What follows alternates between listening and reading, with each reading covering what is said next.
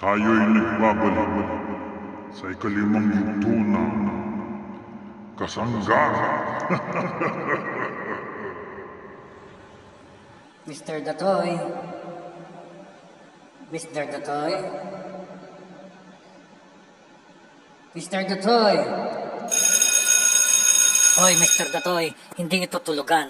Ito eskwelahan ng mga alagad na sining. Paumanhin po. At bakit puro pinturang yung mga kamay?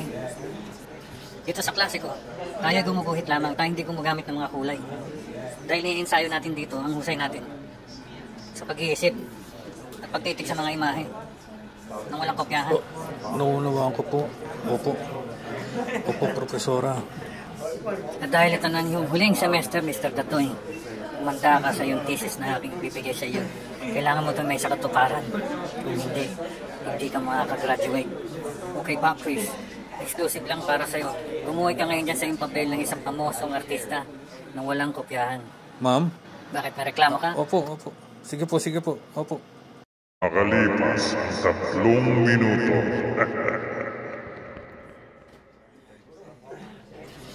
Profesora, narito na po ang aking dibuho. Maaari niyo na pong tingnan. Ano to, Mr. Datoy? Napakapangit. Yan na ba yung masasabi mo? Yan na ba lahat? Yan na ba lahat ang magagawa mo? Oo, sanggala. Ano bang nalalaman niyo sa sining? Papakita ko sa inyong tunay na sining.